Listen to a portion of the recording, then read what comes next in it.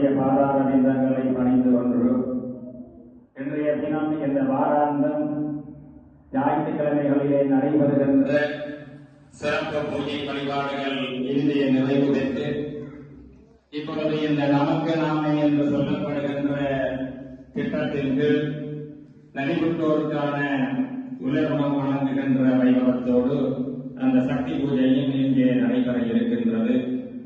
அந்த வகையிலே இந்த ஆலயத்திலே இந்த அறப்பணிகளுடைய தொடர்ச்சியானது என்று 50வது வாரத்தை தொடர இருக்கின்ற இந்த நல்ல வேளையிலே இந்த அறப்பணி மிகவும் சிறப்பாக இங்கு நடைபெற்றுக் கொண்டிருக்கின்றது.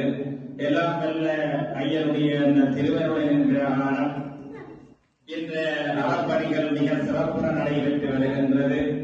மென்மேலும் இந்த அறப்பணிகள் தொடர்ந்து நடைபெற வேண்டும். இந்த பிரதேசத்திலே இருக்கின்ற இந்த நாட்டிலே இருக்கின்ற நலிவுற்றோர்கள் என்று யாரும் இருக்கக்கூடாது.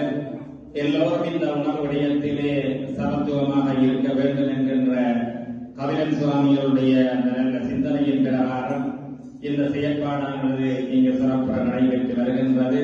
இது மென்மேலும் தொடர்ந்து நடைபெறுவதற்கு எல்லாம் நல்ல இறைவனுடைய திருவருள் என்று கிடைக்க வேண்டும் என்று இறைவனை பிரார்த்தனை பண்ணிக்கொண்டு கடந்த 1ஆம் தேதி கார்த்திகை மாதத்திலே இங்கே இந்த மகர மண்டல பூஜை ஆரம்பமாகி என்று மிகவும் சிறப்புற நடைபெற்றுக் கொண்டிருக்கின்றது. இந்த முறை இங்கு மிகவும் சாமிமார்கள் நிறைய பேர் இங்கு வருகை தந்திருக்கின்றார்கள். அது உண்மையிலே ஒரு மகிழ்ச்சியான விடயமாக இருக்கின்றது. ஆகவே தொடர்ந்து இங்கே நடைபெறுகின்ற இந்த பூஜை வழிபாடுகளிலே சுவாமிமார்களாகிய நீங்கள் அனைவரும் வந்து பங்கு பெற்று இந்த ஐயனுடைய திருவருள் சக்திகளை எல்லாம் பெற்றுக் கொள்ள வேண்டும் என்று கேட்டுக் கொள்வதோடு கபிலன் சுவாமி அவர்களுடைய எண்ண கருவின் பிரகாரம் இந்த ஆலயத்திலே மகர மண்டல பூஜை துவங்கினால் அந்த ஆலயத்திற்கே உயிர்த்தான அந்த கலாச்சார உடைகளோடு வருகை தருமாறு கேட்டுக் கொண்டிருக்கின்றார்.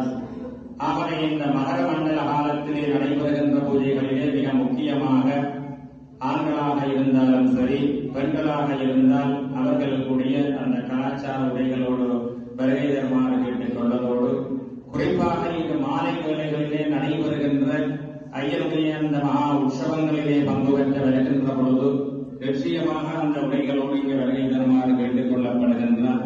ஏனெனில் இங்கு நடைபெறுகின்ற இந்த ஐயனுடைய பூஜை வழிபாடுகள் எல்லாம் வெளிநாடுகளிலே இருக்கின்ற பக்தர்கள் சுவாமிமார்கள் எல்லாம் இந்த ஐயனை தரிசித்துக் கொண்டிருக்கின்றார்கள். அந்த சமகாலத்திலே இங்கு பூஜை நடைபெறுகின்ற அதே நேரத்திலே இங்கு லைவிலே போய்க் கொண்டிருக்கின்றது. ஆகவே அதற்கு அமைவாக எமது ஆலயத்தினுடைய அந்த ஒழுக்க நெறிகளையும் நாம் பின்பற்ற வேண்டும். இதனூடாக இந்த வெளியிடங்களிலே இருக்கின்றவர்கள் கூட எமது ஆலயத்தினுடைய சிறப்புகளை அவர்களால் அறிய முடியும்.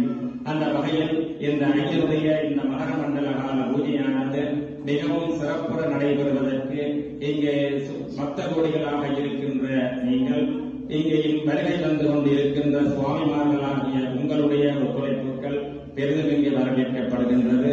அதே நேரத்திலே இந்த ஐயனுடைய மகர மண்டல காலத்திலே இங்கே நடைபெறுகின்ற மாலை நேரம் நடைபெறுகின்ற இந்த சக்தி பூஜைகளிலே சுவாமிமார்களாகிய உங்களுடைய ஒத்துழைப்புகள் மிக பெரிதும் எதிர்பார்க்கப்படுகின்றது.